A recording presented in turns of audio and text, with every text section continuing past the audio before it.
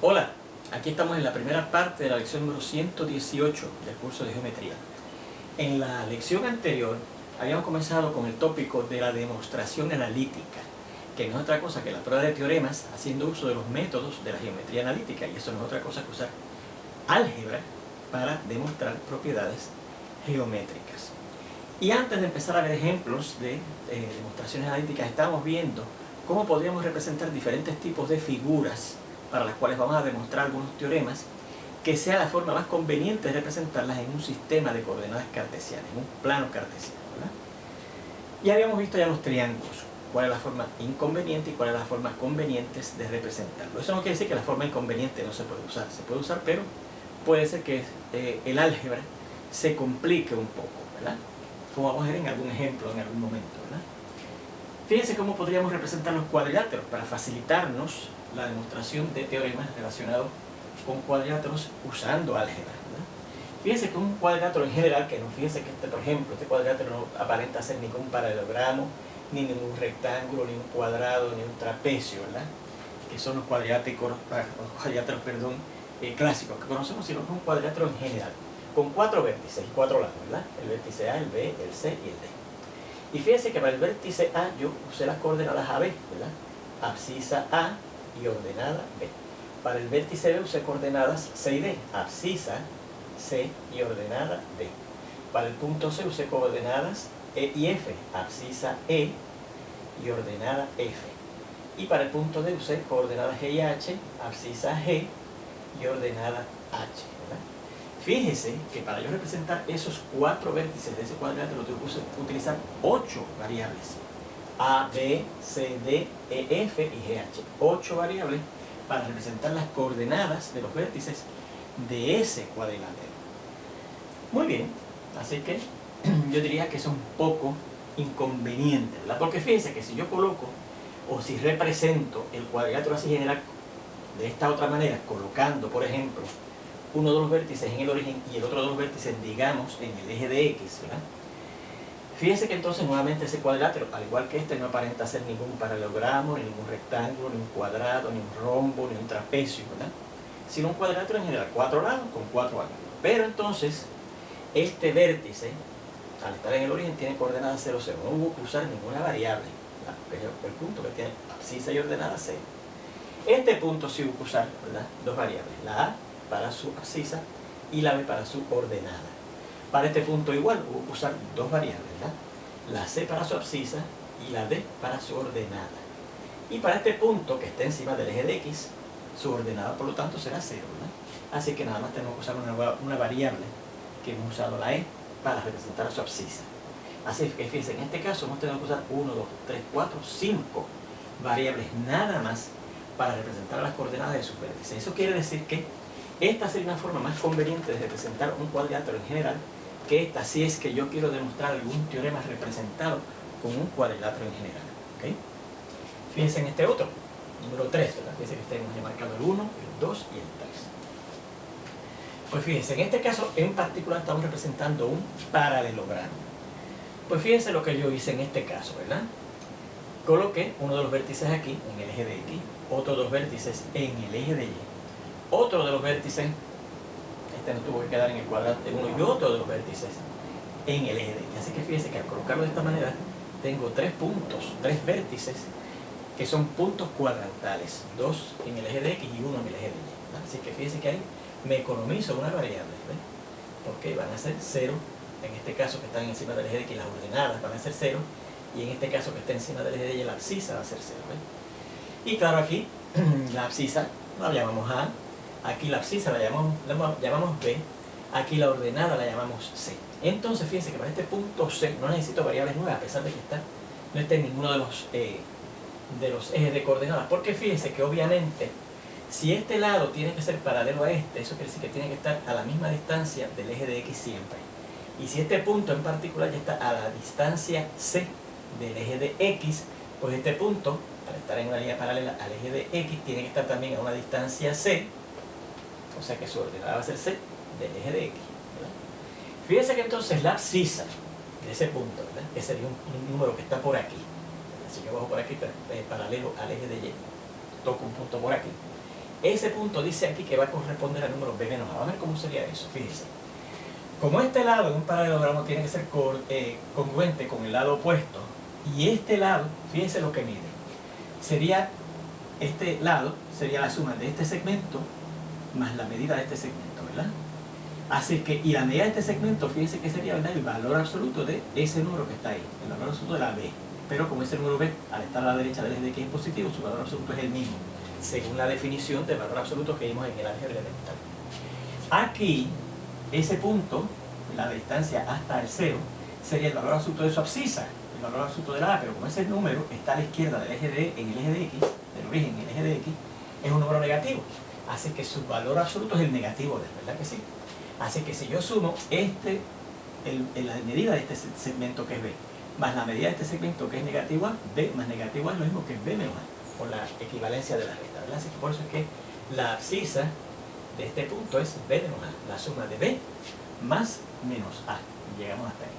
Fíjate, si a este segmento yo le sumo esto, llego al punto b menos a, que está aquí, y por eso es la abscisa del punto C.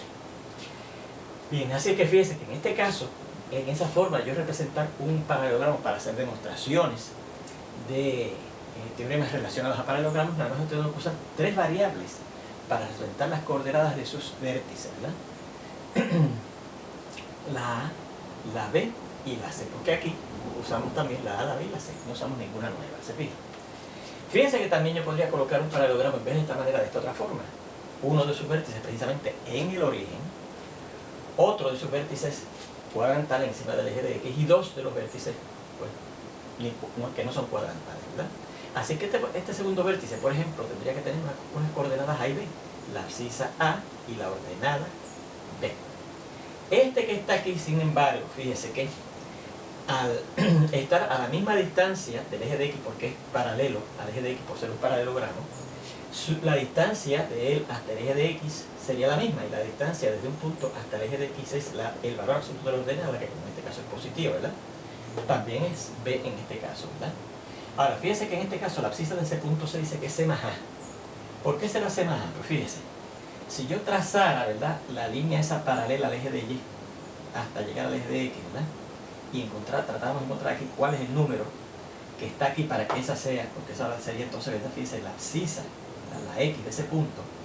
Pues fíjense que para llegar aquí tendría que sumar la medida de este segmento, que sería valor absoluto de la C, ¿verdad? Desde aquí hasta aquí, porque aquí está la abscisa C, valor absoluto de la C, y como es positiva, sería C, más la medida de este segmento. Pero entonces fíjense que este segmento que está aquí tiene que ser lo mismo que esta medida de este segmento que está acá, ¿verdad? Porque si yo trazo, ¿verdad?, aquí los segmentos perpendiculares, pues esto sería igual a esto, y entonces lo que le falta a este para ser igual que este, precisamente esta distancia A. Así que sería el valor absoluto de la. Así que fíjense que la C, la abscisa de la C sería esa abscisa de aquí que es C, más este pedazo aquí que es la misma abscisa A, esta que está acá, ¿verdad? Por eso es que es C más A. Así que por eso son las coordenadas del punto C. C más A su abscisa y su ordenada B, por esta la misma distancia al ser paralelo al eje de X del eje de X. Y aquí la distancia de ese punto que yo conozco que es B hasta el eje de X, ¿verdad? Muy bien, y fíjense que aquí esta otra forma de representar un paralelogramo para probar las propiedades que tenga que demostrar analíticamente sobre él, hace uso de tres variables también para representar a las coordenadas de sus vértices, ¿verdad? La C, más bien la A, la B y la C. Porque fíjense que aquí la A ya está, la B ya está. Aquí es 0, 0, no hay ninguna variable, y aquí es C, que ya se usó aquí, ¿verdad? 0, ¿verdad? Así que fíjense que también se usan tres variables. Así que esta forma de representar paralelogramos es muy conveniente, ¿verdad? No hay ventaja de una sobre la otra. Aquí tenemos, sin embargo, ahora un trapecio. Fíjense que estos dos lados, ¿verdad?, opuestos son las bases del trapecio, y por lo tanto son los lados, la pareja de lados paralelos en un trapecio, ¿verdad?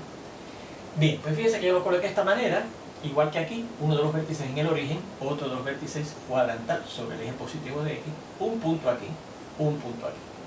Fíjense que este sería, a este no hay que asignarle variables porque este es punto 0, 0.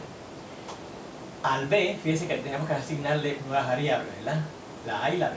Esta sería su abscisa, que le hemos llamado A, y esta sería su ordenada, que le hemos llamado B. La C también, pero sin embargo, fíjense que la C, como este lado en un trapecio tiene que ser paralelo a este, la distancia de este punto hasta el eje de x tiene que ser igual a la distancia de este punto hasta el eje de x. Y la distancia de un punto hasta el eje de x es el valor absoluto de su ordenada. Y como es saber, fíjese que es positiva, porque está en el eje positivo de x, su valor absoluto es b. Así que por lo tanto, la ordenada de este punto tiene que ser la misma de este, para que esté a la misma distancia del eje de x, que es donde está el otro lado paralelo de ese trapecio, ¿verdad? Y sin embargo, la abscisa tiene que ser nueva, c, ¿verdad? Aquí, este otro punto que está en el eje de x, su ordenada va a ser 0 por estar en el eje de x, ¿verdad? Pero su abscisa, esa definitivamente tenemos que darle un nombre nuevo, d. Así que fíjense que aquí vamos a tener que usar a, b, c y d, 4 variables para representar a un trapecio en forma conveniente, ¿verdad? Fíjense que si yo coloco el trapecio de esta manera, también lo que necesito son 4 variables. Pues entonces el a, en vez de ser el punto 0, sería el punto A0, ¿verdad? Que sí, A0. Porque fíjense que esta sería la abscisa y al estar encima del eje de x sería 0, ¿verdad? A0. El punto B, fíjense que ahora lo coloqué encima del eje de y. Así que sería 0, su abscisa va a ser 0 porque está encima del eje, pero la ordenada es B. El número que está desde aquí hasta aquí, ese que está por ahí, es el número B. Este punto C, pues claro, su abscisa es nueva, C, pero su ordenada tiene que ser la misma del punto B, porque fíjense que este lado es paralelo a esto, así que la distancia del punto C hasta el eje de x, que es donde está el otro lado paralelo a ese lado en ese trapecio, tiene que ser la misma, ¿verdad? Y si la distancia desde aquí hasta aquí es el valor absoluto de la b, que es b por ser un número positivo, también aquí la distancia desde C hasta el eje de x tiene que ser b, para que se mantenga a la misma distancia y ese es un número positivo, ¿verdad? Sin embargo, finalmente el punto de pi es un punto nuevo, tiene que usarse una nueva variable para su abscisa, pero ordenada, fíjese que es 0, ¿verdad? Así que fíjese que también aquí voy a usar 4 variables, A, B, C y D, para representar a los vértices o ángulos de ese trapecio. Porque fíjense que las otras coordenadas, la ordenada de este punto, la abscisa de este punto y la ordenada de este otro punto son 0. Y aquí, ¿verdad? La ordenada de este punto da la casualidad que es la misma ordenada de este, por eso es que nada más voy a usar 4 variables. Así que fíjense que yo diría que esta sería una forma inconveniente de representar cualquier cuadrilátero, ¿verdad? Esta sería una forma conveniente de representar un cuadrilátero que no tiene un paralelogramo, ni un cuadrado, ni un trapecio, ¿verdad? Ni un rectángulo. Esta sería una forma, cualquiera de estas dos serían formas convenientes de representar a paralelogramos, y cualquiera de estas dos podrían ser formas convenientes de representar a trapecios. Vamos a anotar eso, ¿ok? Este es el diagrama 1. Y vamos a decir, vea que el diagrama 1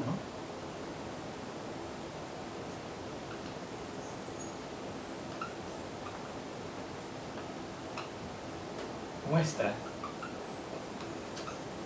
una forma inconveniente de representar a cualquier cuadrilátero. Eso no quiere decir que el que quiera hacer una demostración analítica que tiene que ver con cuadriláteros se represente el cuadrilátero que usa para ilustrar lo que va a demostrar de esa manera. Claro, le daría un poco más de trabajo al bregar con el álgebra, al tener 8 variables, pero lo puede hacer, ¿ok? Así que la figura 2, el diagrama 2, muestra una forma más conveniente de representar a un cuadrilátero cualquiera. Los diagramas 3 y 4, muestran formas convenientes de representar a un paralelogramo, ¿okay? Los diagramas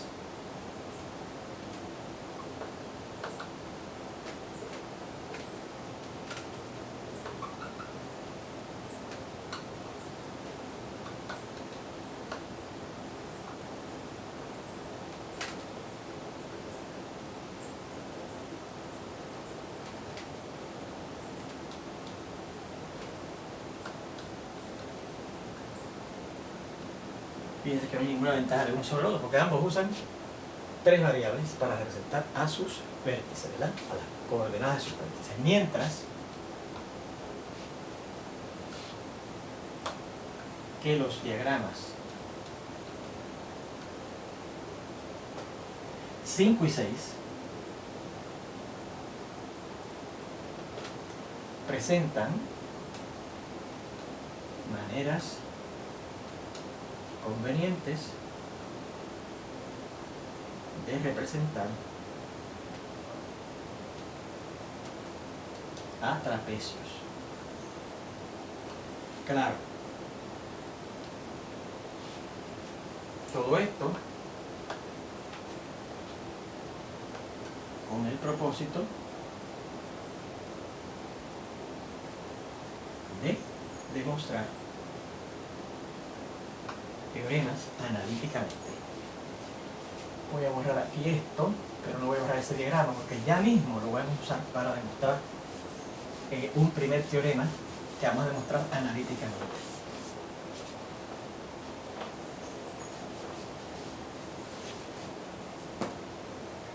Voy a demostrar teoremas geométricos haciendo uso del álgebra. Y claro, al ser una demostración de algo geométrico haciendo uso del álgebra, es una demostración analítica que tiene que ver con la geometría analítica. La geometría que mezcla el álgebra para estudiar la geometría. Se usa el álgebra para demostrar la geometría. Muy bien. Bueno, finalmente vamos a ver cómo se podrían en forma conveniente representar círculos. ¿Sí? Círculos. Formas convenientes e inconvenientes. Vamos a presentar, ¿verdad?, estas dos situaciones.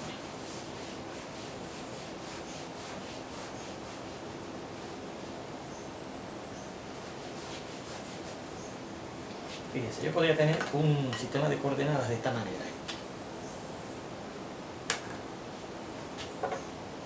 Nuestro eje de Y.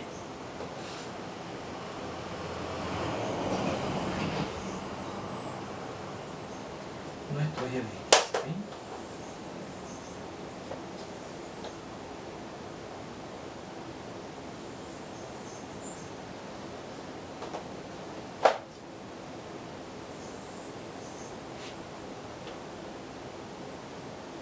Nuestro eje de Y, nuestro eje de X. Y vamos a colocar ahí, en ese plano cartesiano, en ese sistema de coordenadas cartesianas, un círculo. Lo voy a actualizar así. ¿Okay?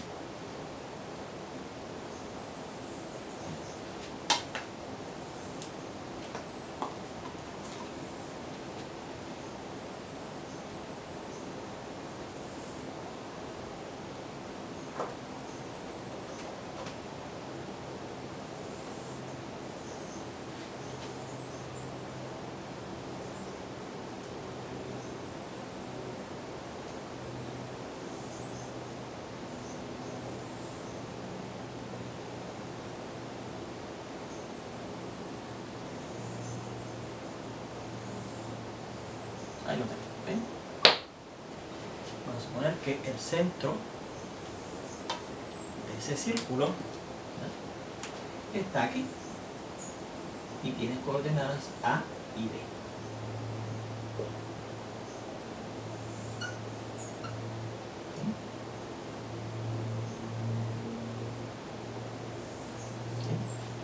¿Sí? Esta es la abscisa A, esta es la coordenada B del centro de ese círculo. Vamos a suponer que este es cualquier punto X, Y en ese círculo, ¿verdad?, que tiene como coordenadas X y Y. Y entonces fíjense que el radio luciría así, la distancia, ¿verdad?, el segmento que va desde el centro del círculo hasta ese punto cualquiera en el círculo. Fíjense que ese punto puede haber estado ahí, puede haber estado aquí, aquí. La distancia siempre va a ser E. Bueno, pues fíjense que en este caso yo he tenido que hacer uso de 1, 2, 3, 4, 5 variables para representar cosas importantes en un círculo. Las coordenadas del centro del círculo, el centro O, las coordenadas de un punto cualquiera en el círculo y el radio E del círculo, ¿verdad? Fíjense que hubo que usar 5 variables para representar puntos y medidas relacionadas a un círculo. ¿Okay? Muy bien. Ahora, fíjense que si yo tomo, voy a llamar esto el diagrama 1, ¿verdad? Si yo tomo otro sistema de coordenadas, ¿verdad? Otro plano cartesiano, donde este es nuestro eje de X, eje de Y, perdón, que es el vertical, y nuestro eje de X, que es el horizontal, ¿verdad?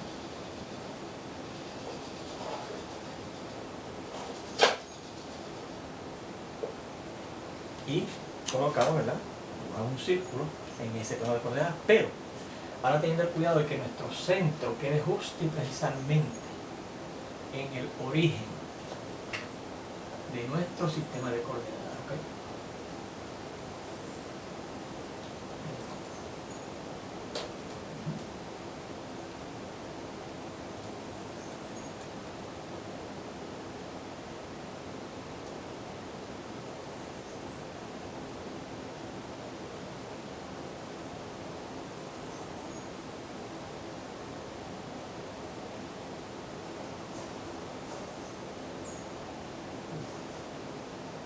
Dice que ahora para ese punto, ese círculo, mejor dicho, O, ese centro O, está precisamente en el origen de ese sistema de coordenadas. Así que eso me disminuye 2 variables que necesito para representar cosas importantes en ese punto, específicamente para representar el centro del círculo. Voy a tener unas variables A y B. Esta es la abscisa A de ese centro, esta es la ordenada B de este centro. Ahora el centro es sencillamente 0, 0, no hay ninguna variable ahí. La abscisa del centro de este nuestro círculo, al ser el origen de ese sistema de coordenadas, el centro de nuestro círculo, es el número 0, es una variable, y la ordenada igualmente es el número 0. Si este es cualquier punto con coordenadas X, Y en ese círculo, entonces fíjense que el radio, que sería la distancia desde el centro del círculo hasta cualquier punto en ese círculo, como no es el punto XY, es el radio. Pero fíjense que en este caso, en vez de tener 5 variables, 1, 2, 3, 4 y 5, ahora tengo 1, 2 y 3 variables nada más para representar puntos y medidas relacionadas a un círculo, ¿verdad? 3 variables para representar puntos y medidas relacionadas a un círculo. Si llamamos esto el diagrama 2, fíjense que entonces el 1 no es muy conveniente usar para representar un círculo porque tenemos que hacer uso de 5 variables. El 2 sería un método, una representación más conveniente para un círculo, pues nada más hace uso de 3 variables para representar puntos y medidas relacionadas a un círculo. Vea que el diagrama 2, al hacer uso de menos variables, es más conveniente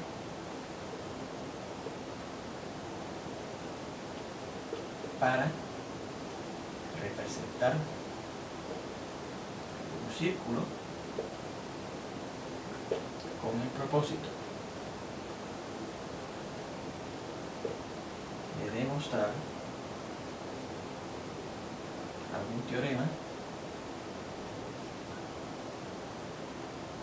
relacionado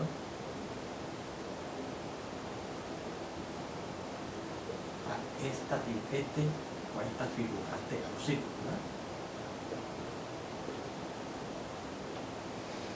Bien, pues ahí tenemos finalmente todas las posibilidades para insertar triángulos, cuadriláteros y círculos, que son las figuras de las cuales vamos a presentar aquí algunos teoremas para demostrar analíticamente.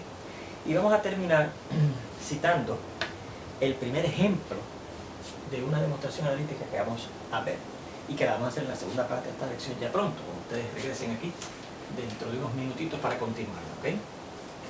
Y dice así, ejemplos. Recuerde copiarlo todo, ¿ok? Es muy importante que usted tenga estas notas en su cuaderno, ¿ok? Dice, ejemplos. Y en este primer ejemplo dice, demuestre que las diagonales